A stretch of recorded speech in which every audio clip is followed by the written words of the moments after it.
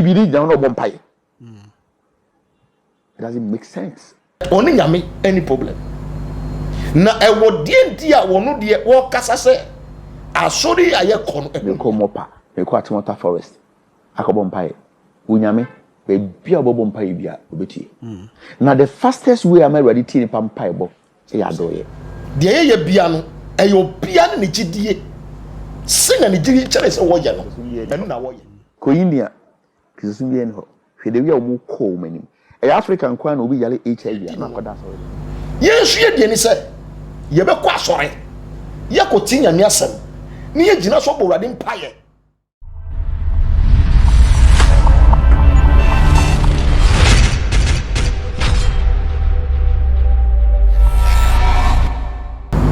ebusia fomo akaba de ba expose yesu na ye bo na ye sanso edi inhia ebiebunu unim se me ba na metenase a me de asem ana enam na make us subscribe like na share video no na share na do phone so ye bi ana Facebook dwumekuo bi ana dwumedie bi apese en bon ban ma wa obetimi afa number no afre ne no be kasa na be WhatsApp number no na ene de nsusu asema me de nam ene se aye brother ye papa Osebo the Zara man me pese me didi no to be tagging because o say on be sardine so we did na ba tagging di no na odin sembi abetudwa oni nkokonsa twin komobi no odin sembi abetudwa a nsem ni mo kire se empaibo fasting ana say kwa sorry de bia no ehu ehia ana say Kristo sumu no it's not about sa enyoma no so obi bompaye obi tukwa ko bompaye we bi obi ye fasting je say sa enyoma no Kristo sumu no enka obi ana afensu no o ninsam chemu no ka say Kristo sumu na e de ba Africa no abeha Africa yi papa because ye share China probably say China ene omom kaka ho na without Kristo sumu na so mo nim nyame nim po no o ma ye nyoma akese na yen hwe enne bibia Ghana enam ye wo bibia bi na so Ghana edru bibia ye na mpo onu no osori a onu nyame kasa onu kan so nkoye na doye akoye na doye oni se me kwa so ko isi bia enni asem na so nyame ebusu ye den e hira no ye tin sanse na nsu o ene ye ntinasi na asem so akoye se ya asem a fa Kristo sumu ye nyame asem no de ye ntwimpen sofo peni na ye se onu nso bia se sa na tie anase sa na tie anase mpo Kristo sumu no ye de bedada yen anase yamfam bedada yen Kristo sumu se ne ehunu no sa ana etie na me nsemre no yenkohwe video no ebra odine num nsem etudwa no na ye ba mo sofopon bi wo hanu mana sofopeni bi wo hanu se ya na ebobo ni nsem se sa na tie anase nyesa ana tie yenkohwe video no embra apo saya de anka itali obi anyale reba Jordan na mkosi saba no saya de anka ha no ba dan ko bi anyale ya de ya brainwash ye na eri aduna kwa akohyem enti obi a Africa pe na Kristo som first priority a my yen ni asori dan kokoza enye nyame sem a obeka no na be yen se osum nyame so osum nyame a you prove it with adwuma wo ye ene wo ne ye me sorry every Saturday bia me ko donation me nya fasting enko se baby se me kwa atwa mountains me ko mopa me ko atimota forest akobompaye unyame be bia obobompaye bia obetie na the fastest way am ready to pampaye bo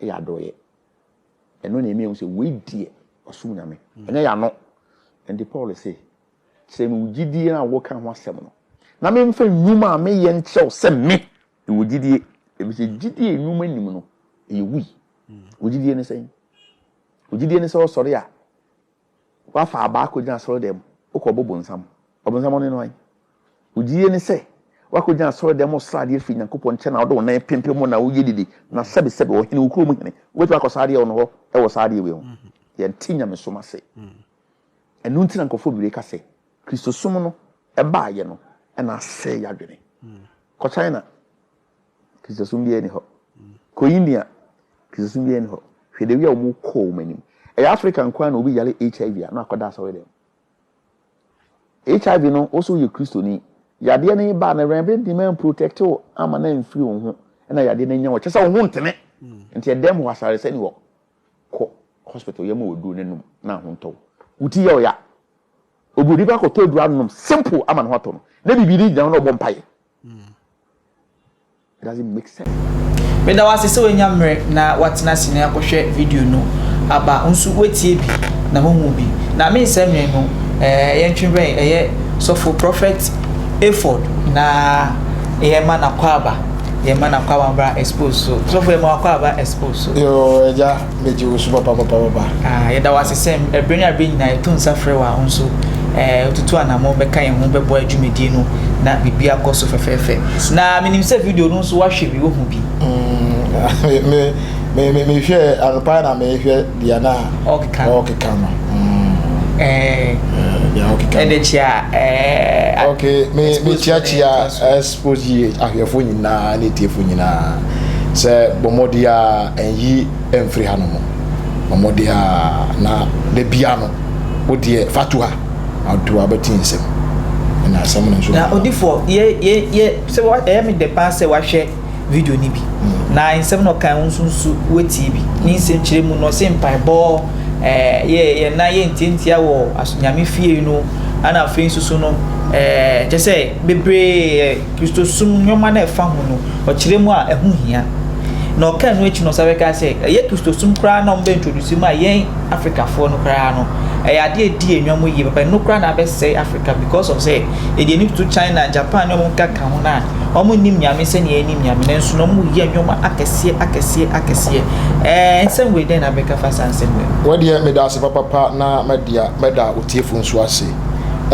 won se etu mepi na obi di sem bi se ebetudwa na ewo dienti a odi sem bi se abetudwa na ewo onu nti ase mu no saa na onu de ofu se aka etie but ewo yensu yenti ase mu de enye saa ena etie na it is saying because no kaso bitimi tukwan me kwa atwea ko sha atwea 24 days 40 days obi tukwan me kwa sei obi fiti Monday to yi obekwa sorry saa mepi obekwa sorry saa they say ni nyina no ehu nheda ehia we de me da se papa won say adwuma de ya yedi about onyankopon anase nyame esrobia eni senia wosi eti ni mabi asi number 1 media meti ase wodia me fo se eye na eye ma nipa na ebeboa nipa no eye gidie faith gidie yeah then na ye gidi ena me ka se obia de dia wo gidi okay enti wonu ni gidie no eche ne se ye ko asori no ehu hia ye ko atwe ko bompa ye ehu hia ye fasting ehu hia ye bompa ye ehu hia ne mpo nyame na anase Kristo sum no po ye di bapo no abe hatwene no eye wonu na twene na wo kire okay it's now say entisa wonu na twene na wo kire because in sem na wo bobo so nyina no e wo kire sem empire bo kire sem fasting e wo kire sem are you getting the whole thing enti dia wonu fo se onu eye ma no na onu gina so kasa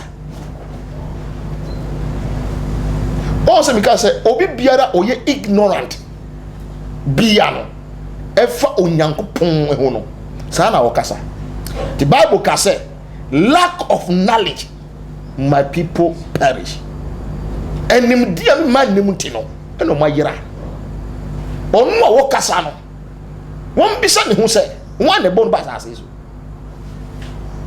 okay onu ne kasa mu no on ka se on jinyankopon di o se o jinyankopon edi na mo sa enwoma we na bi ma fa ne because utie ma onu ka se o ya adoye ana onu nsu no obompa e ofie me da se e na me di kan ka kire o se de ye bia no e yo bia ne gidie se na ne gidie kire se wo ye no enu na wo ye onu ne gidie ni se min shedem mo mpaye na onyanko beden obetie mi nya doye na onyambere obehira me wonu so ndi ase no dia wonu so gie di no yensu ye die ni se ye be kwa asore ye ko tinya ni asem ni ye gina so bowrade mpaye yensu ye be yadoye yensu ye be fasting ni nyina wo twosem adoye wo twosem fasting wo twosem mpaye bo e wo twosem and this onu ka se onu won kwa asore ya ni je se oni asore na nya problem ana so oni asore no problem but oni nyame any problem na ewo die ntia wonu die wo kasa se asori aye kono ehu hia.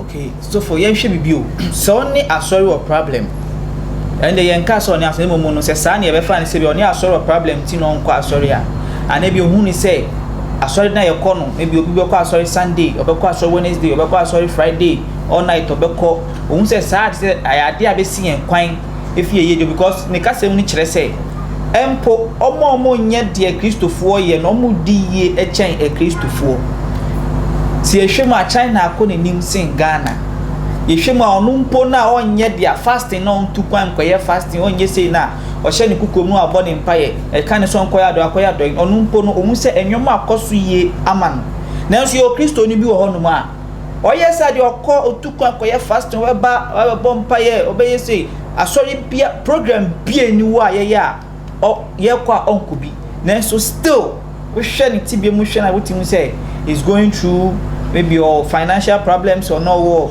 read be like all problem hono san or patch one say me da say one say ena me ka say nyamesum yi eye hintasem mysteries o se China fo omo kwa sore but omo ye yi do you know the secret behind China eye di o ti woman o ka obi asem. Do you know the secret of China? Dear China for a year. Do you know their secret? Obi ekwa shori Monday, Tuesday, Wednesday, Thursday, Friday. Na when the year. It means it's a bias and the he's lacking something. I get it. And I'm gonna say I saw the in general and I say nyamisum in general no a mysteries. A hitasem. Adetina mi kasa eye hintasem James kasem bi osi nyamesum pa eni se obekọ kosra enyanka ewusia enimo wa mo ne bi James chapter 1 ma me kinkana tiefontie na me di e kasema wa bisa me ehun question no eni dia opa ne kan so also onu oyadoye Bompa oni dem na de kika ho so bi ono onye fasting se ni amoye 40 days 30 days no na momo no hu se bibia akoso fine emano saa so ni all countries bi on ma de we a Ghana ya fanya mesum na 24/7 obi bompa obi ye fast obi kwa programs ni ade nyina no ono no kasem na hu se e ade o kase e waste your time ana se bia won say yes ana fin so ni kwa Kristo sum na be hayen o ka se Kristo sum be hayen ya se wu na wu nkwa asore ya enu nya wu wasem woni nya metem asem o se ma ye nja ye hu ehihie mu hyemo enti se wu fo se bia wu hye wo dem na wo mpa ye na nya mbeti ya it's up to you na no sanity me ba ye nua muslim fo yi how many times do they pray 5 times Yen bisa se omu nyina na ye yi. Omu bom pa sin you. 5 times just a day. Wo mumpo. Yen bisa se omu bom pa 5 times a day no. Omu nyina na ye yi ana. Ana omu nyina na is nyam na no so mu su fere no. Asera omu nyina na. Eti mani kasa. Es obia ni gidie. Jew for a bomb pie 3 times a day. Tia mi say Jew for ni na nyame asira o mana. Aye obi a. Sa na wo nsu a ukasa yi no. Se ye sorry a Tuesday a Monday ye na mpa boss it is ye wo faith no wo gidie no. Wo gidie no. Ti bebia no kasa firi o. Bebia ono ma no kasa no. Ti bebia kasa firi. James chapter 1 verse 26-27. Or see, if any man among you seems to be righteous, seems to be religious, if any man among you seem to be religious and bringeth not his tongue, but deceiveth his own heart, this man's religion is in vain. Verse 27.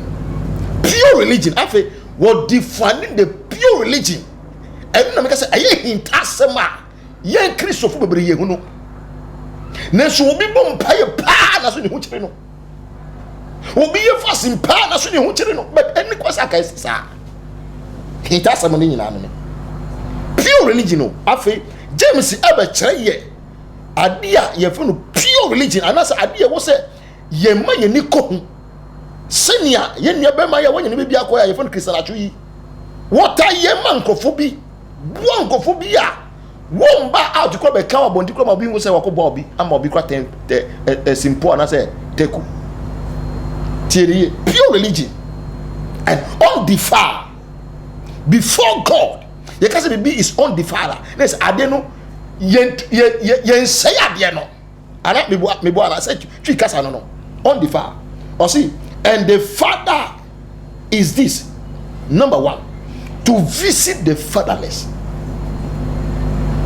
and widows in their afflictions, and to keep himself unspotted from the world. And we ya se bribi mpone wo wi ase na betumi asori tiawa and to me sori tiawa pure religion enu ni enti wo bi wo a wo bum paye na sori tiri wo tin wo ye fasting but obeka ni nyo ho ase bia ya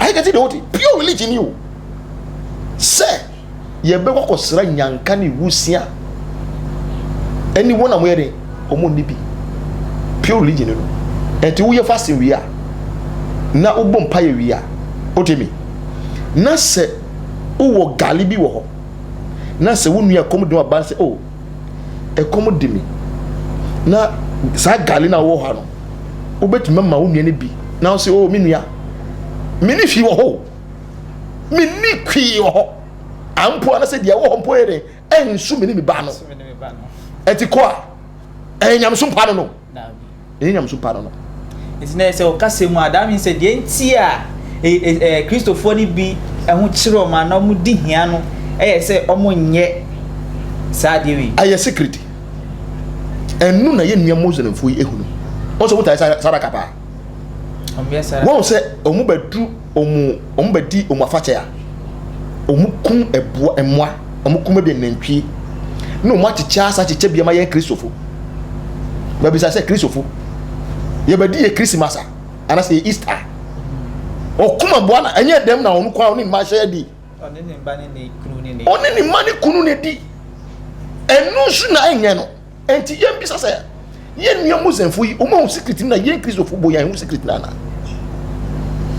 okay also make some statement bi ka say on say fasting no I was say ebre bia na was so ye fasting ana afin susu no can say on say bi wa bitimi organize 40 days o bitimi hu church program bi pa 1 year fasting and prayers like sa nyoma na hu hia because ye sha I say in prep no bu wa watena so aba ejuma kresi nyam sunti ejuma kra ko nye sa na tia na and I make just say a lack of knowledge.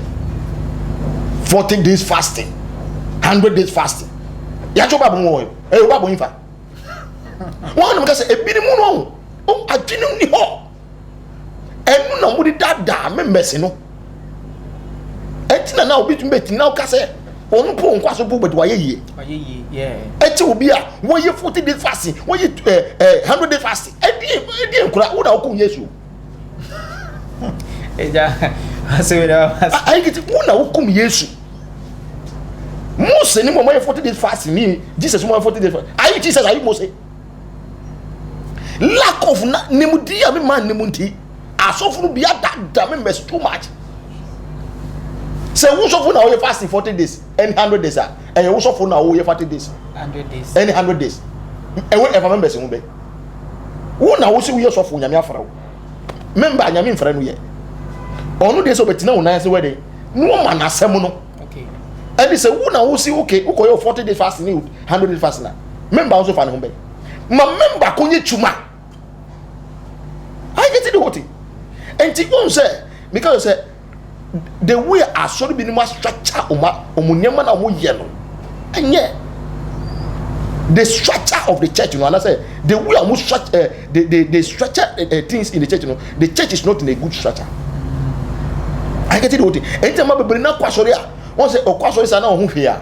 I fed up. I tell that. But you know for every now and then, Allah Akbar. Allah Akbar. Every way be mobile. But Christ only how many times kwa na ye Christ for bomb by. Say every any program be na ya organize say be ya baba ya. Obi won put the whole day.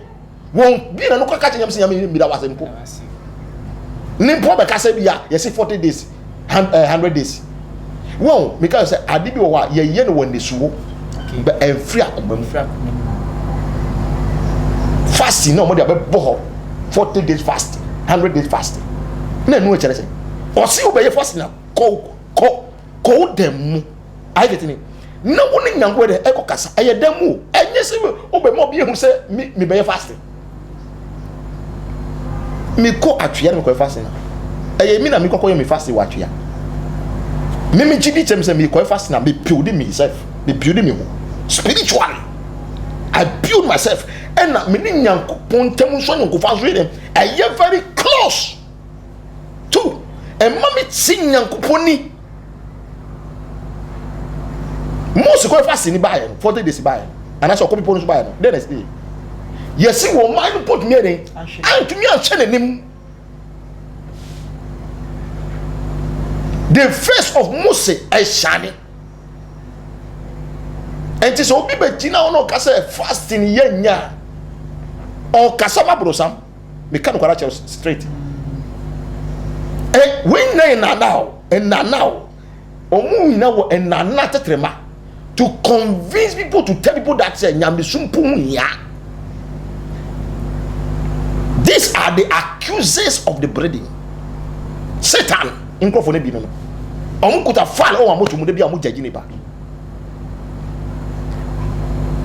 Obroni na di nyamesumba ye o. Anyo obroni na di nyamesumba ye o. Dia me chiri chere me no. E na me ye. Se me gidi catch them say me gidi chem say okay. E ma me bomb pie the whole dia. I will sit there. Me bomb pie. I get it.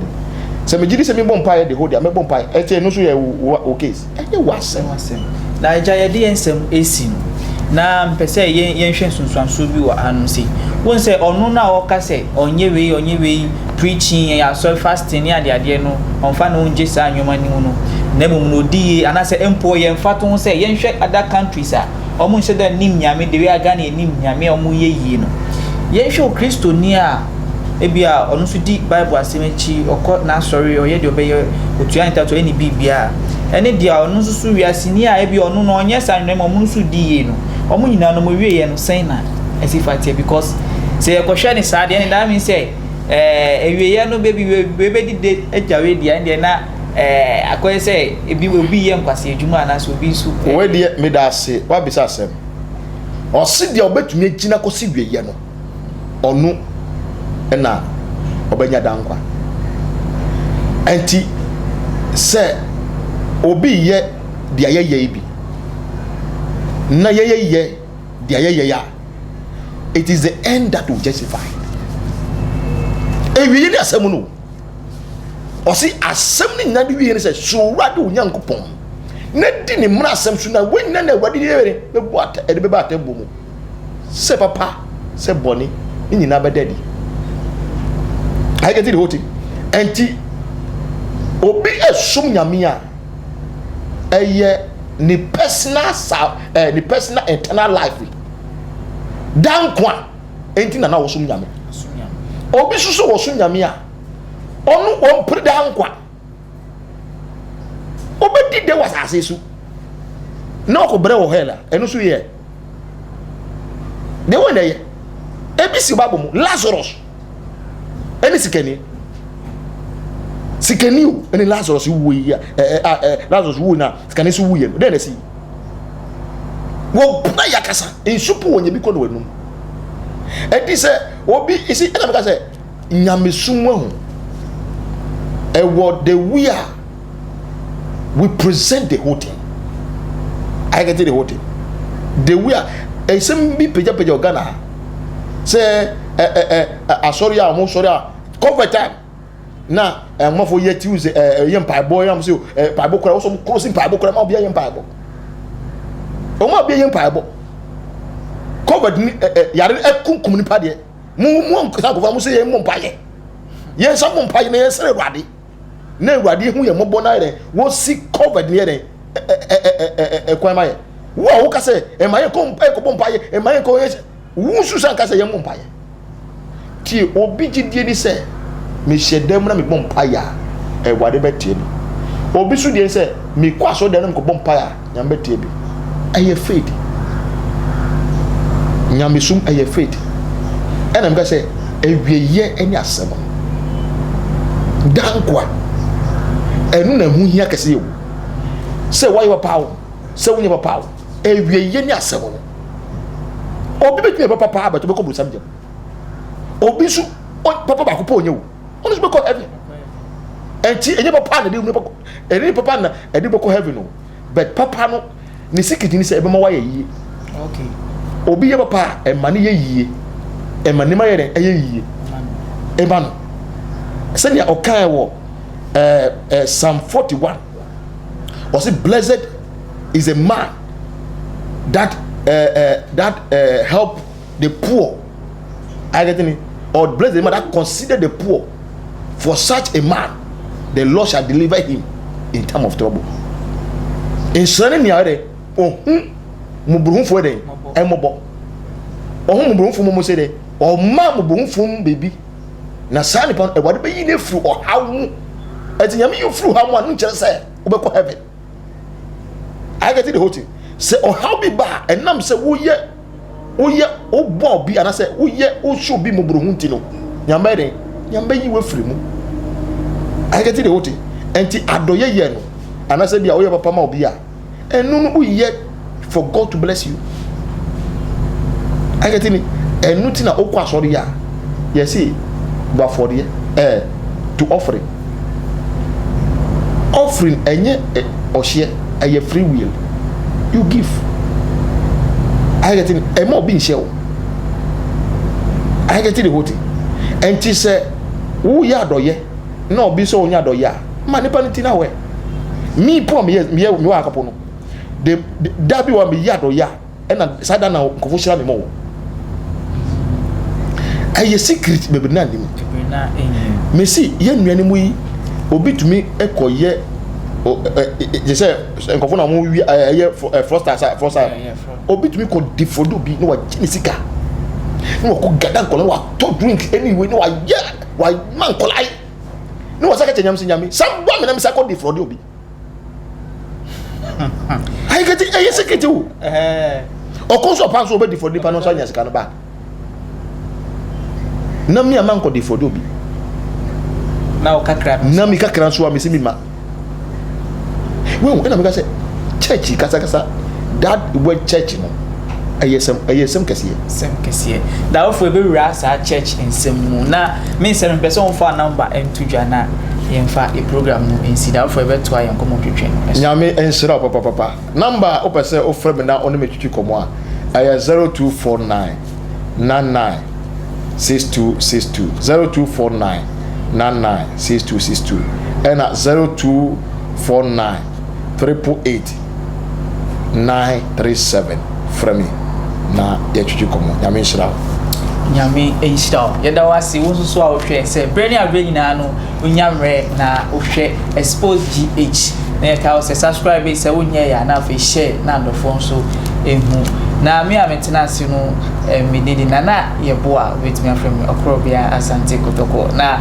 meje wo so aha ana mrebe wa kwan na yebi besi makra wo bye bye.